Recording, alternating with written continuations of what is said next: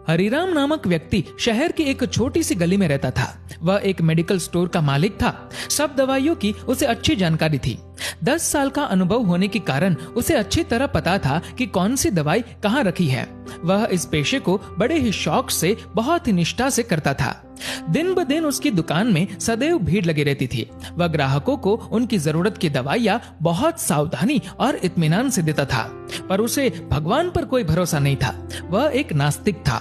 भगवान के नाम से ही वह चिढ़ने लगता था। घर वाले उसे बहुत समझाते, पर वह उनकी एक न सुनता था। खाली वक्त मिलने पर वह अपने दोस्तों के संग मिलकर घर या दुकान में ताश खेलता था। एक दिन उसके दोस्त उसका हालचाल पूछने दुकान में आए और अचानक बहुत जोर से बारिश होने लगी। बारिश की वजह से दुकान में भी कोई नहीं था। बस फिर क्या, सब दोस्त मिलकर ताश खेलने लगे। तभी एक छोटा सा लड़का उसकी दुकान में दवाई लेने पर्ची लेकर आया।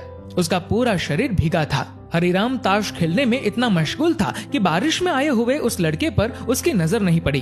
ठंड से ठिठुरते हुए उस लड़के ने दवाई की पर्ची आगे बढ़ाते हुए कहा, साहब जी, मुझे ये दवाइयाँ चाहिए। मेरी माँ बहुत बीमार है, उनको बचा लीजिए। बाहर और सब दुकानें बारिश की वजह से बंद है। आपकी दुकान को देखकर मुझे विश्वास हो गया कि मेरी माँ बच जाएगी। ये दवाई उनके लिए बहुत जरूरी है। इसी बीच लाइट भी चली गई और सब दोस्त जाने लगे। बारिश भी थोड़ा थम चुकी थी। उस लड़के की पुकार सुनकर ताश खेलते खेलते ही हरिराम ने दवाई की उस पर्ची को हाथ में लिया और दवाई लेने को उठा। ताश के खेल को पूरा न कर पाने के कारण अनमने से, अपने अनुभव से, अंधेरे में ही दवाई की उस शीशी को झट से निकालकर उसने लड़के को दे दिया। उस लड़के ने दवाई का दाम पूछा और उचित दाम देकर बाकी के पैसे अपनी जेब में रख लिए और फिर खुशी खुशी दवाई की शीशी लेकर चला गया।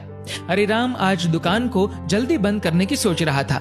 थोड़ी देर बाद लाइट आ गई और वह ये देखकर दंग रह गया कि उसने जिसे दवाई की शीशी समझकर उस लड़के को दिया था, वह चूहे मारने वाली जहरीली दवा है, जिसे उसके किसी ग्राहक ने थोड़ी ही देर पहले लौटाया था। और ताश खेलने की धुन में उसने अन्य दवाइयों के बीच ये सोचकर रख दिया था कि ताश की बाजी के बाद फिर उसे अपनी जगह पर वापस रख देगा। अब उसका दिल जोर जोर से धड़कने लगा। उसकी 10 साल की नेकी पर मानो जैसे ग्रहण लग गया हो। उस लड़के के बारे में सोचकर वो तड़पने लगा। सोचा, यदि ये दवाई वो अपनी बीमार माँ को देगा तो वह अवश्य मर जाएगी। लड़का भी बहुत छोटा होने के कारण उस दवाई को तो पढ़ना भी नहीं जानता होगा। अगले ही पल वह अपनी इस भूल के लिए खुद को कोसने लगा और ताश खेलने की अपनी आदत को छोड़ने का निश्चय कर लिया। पर यह बात तो बाद के बाद देखी जाएगी। अब क्या किया जाए? उस लड़के का पता ठिकाना भी तो वह नहीं जानता। कैसे उस बीमार माँ को बचाया जाए? सच, कितना विश्वास था उस लड़के की आंखों में। हरिराम को कुछ सूझ नहीं रहा था। घर जाने की उसकी इच्छा अब ठंडी पड़ गई। दुविधा और बेचैनी उसे घेरे हुए थी। घबराहट में वह इधर उधर देखने लगा। पहली बार उसकी दृष्टि दीवार के उस कोने में पड़ी जहां उसके पिता ने जिद करके भगवान श्री कृष्ण की तस्वीर दुकान के उद्घाटन के वक्त लगाई थी। पिता से हुई बहस में पिताजी की कही हुई एक बात उसे याद आ गई कि बेटे, जीवन में भगवान को एक बार आजमा के जरूर देखना कि वह है या नहीं। परमात्मा वहां काम आते हैं जहां और कोई काम नहीं आता। हरिराम को ये सारी बात याद आने लगी। आज उसने इस अद्भुत शक्ति को आजमाना चाहा। उसने कई बार अपने पिता को भगवान की तस्वीर के सामने हाथ जोड़कर आंखें बंद करते हुए पूजते देखा था। उसने भी आज पहली बार कमरे के कोने में रखी उस धूल भरी भगवान श्री कृष्ण की तस्वीर को देखा और आंखें बंद कर दोनों हाथों को जोड़कर वहीं खड़ा हो गया। थोड़ी देर बाद वह छोटा लड़का फिर दुकान में आया। हरिराम के पसीने छूटने लगे। वह बहुत व्याकुल हो उठा। पसीना पोंछते हुए उसने कहा, क्या बात है बेटा, तुम्हें क्या चाहिए? लड़के की आंखों से पानी छलकने लगा। उसने रोते रोते कहा, बाबूजी, बाबूजी, माँ को बचाने के लिए मैं दवाई की शीशी लिए भागे जा रहा था। घर के करीब पहुंच भी गया था। बारिश की वजह से आंगन में पानी भरा हुआ था और मैं फिसल गया। दवाई की शीशी भी गिरकर टूट गई। क्या आप मुझे वही दवाई की दूसरी शीशी दे सकते हैं बाबूजी? लड़के ने उदास होकर पूछा।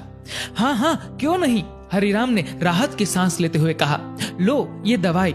पर उस लड़के ने दवाई की शीशी लेते हुए कहा, पर मेरे पास तो पैसे नहीं हैं। उस लड़के ने हिचकिचाते हुए बड़े भोलेपन से कहा। हरिराम को उस बेचारे पर दया आ गई और बोला, कोई बात नहीं, तुम ये दवाई ले जाओ और अपनी माँ को बचाओ। जाओ, जल्दी करो। और हाँ, अब की बार जरा संभल के जाना। लड़का अच्छा बाबूजी कहकर वहां से चला गया। अब हरिराम की जान में जान आई।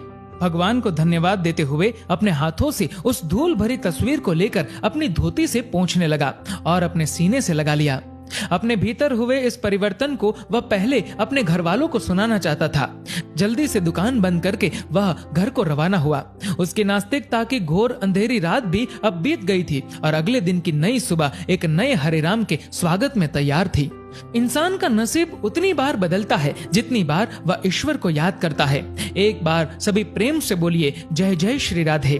दोस्तों, इस वीडियो को लेकर आपकी क्या राय है नीचे कमेंट करके जरूर बताएगा। और अगर आपको ये वीडियो अच्छा लगा हो तो इस वीडियो को लाइक करेगा, ज्यादा से ज्यादा लोगों तक शेयर करेगा। और ऐसी ही और भी इंस्पिरेशनल वीडियोस के लिए सब्सक्राइब करें हमारे यूट्यूब चैनल को और फेसबुक पर फॉलो करें हमारे पेज को। धन्यवाद।